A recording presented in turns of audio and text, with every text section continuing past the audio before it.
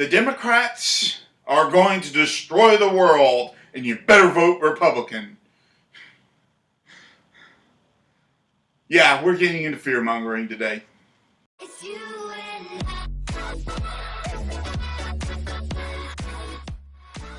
So, yeah, we're talking about fear-mongering today and the reason to why you should never bring it up in argumentation. Now, here's the thing. The reason why you should never bring it up in argumentation is because it turns people against you. It always turns people against you.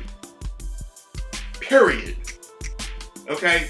So, in that statement that I said about the Democrats, destroying the world and you should vote for the Republican, the thing is, and I'm not saying wrong, nobody should vote Republican in my opinion. The thing is that, here it is. When you sit back and you say that somebody should do this, and you're telling them as a command, they're not going to listen to you.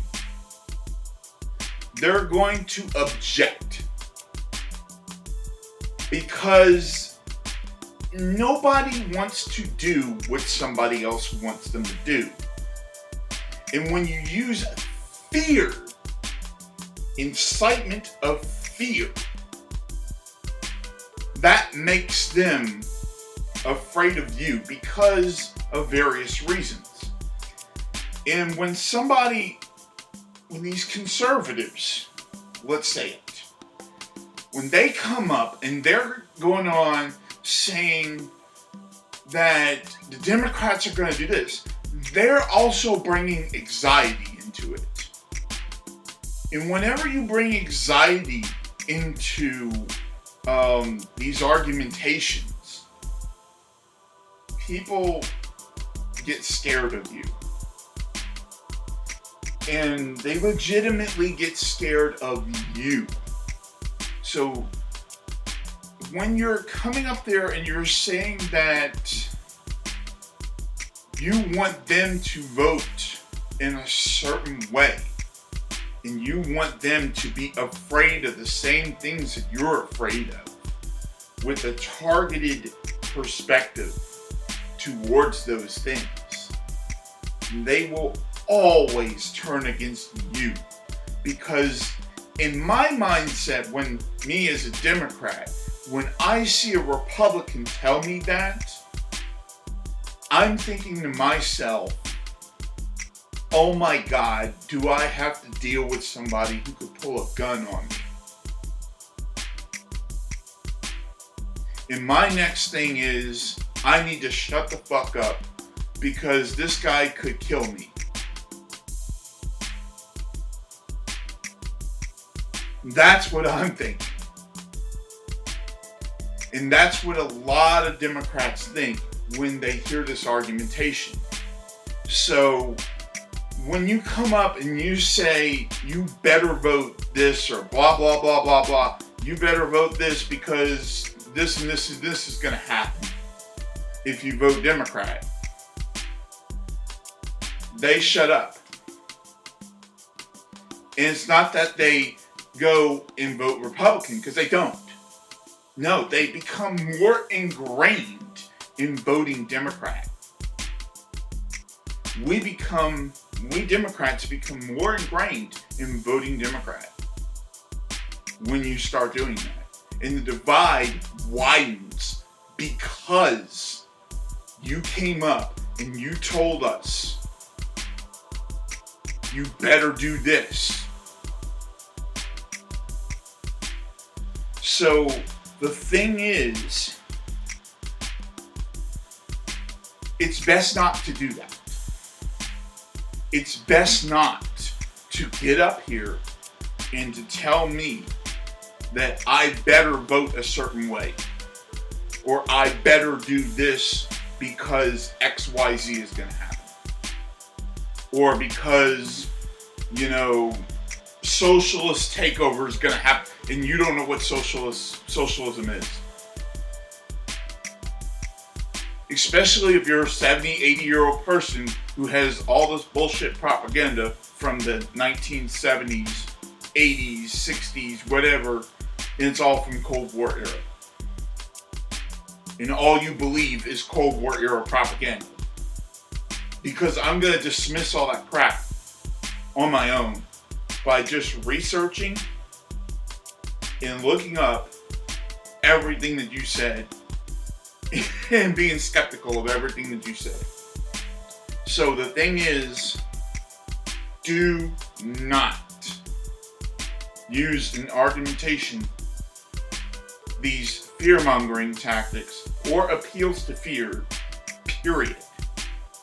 I tried to stress this straightforward, not to use appeals to fear or fear-mongering ever, because every time you do, you're going to turn away your interlocutor, period. You're going to turn away the person that you're engaging with.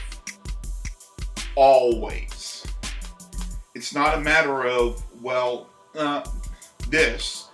They will always turn away from you. Period. And many times they will become fearful. And sometimes they will become, well, like, I don't give a shit. And that's the reality of it. Because in real sense, there's a lot of younger people that don't care about what these older people are saying. So if you're an older person who says this stuff, you need to stop and you need to say in your mind, if younger people don't care, then I don't need to actually be bringing up this anxiety and this fear with younger people.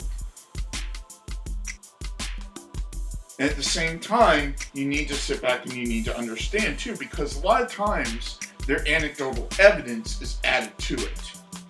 And if anecdotal evidence is added to it, you need to throw that out. Because younger people don't give a shit about your anecdotal evidence. You see what I'm saying? They don't care about your personal experiences from the past because that has nothing to do with now. So when you come up and you say, well, I experienced blah, blah, blah, blah, blah, blah, blah, blah, blah, and that's the way the world's going to be if Joe Biden's the president,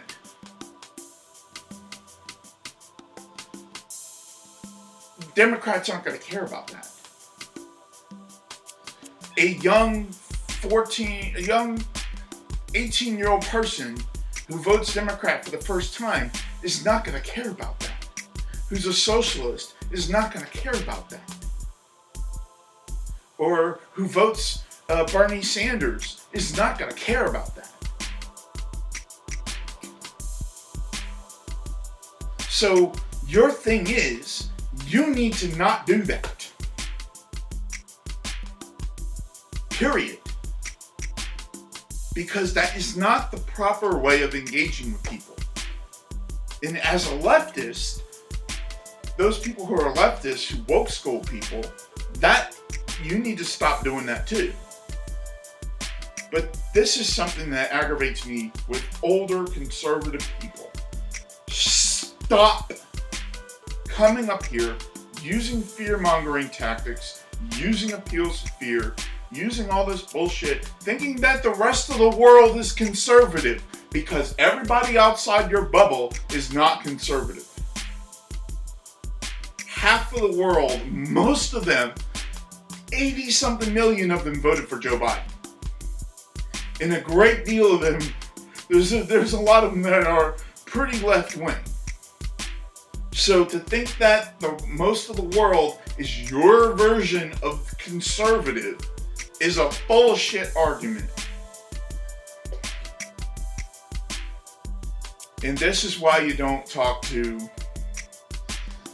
70-year-old white men in an Uber car.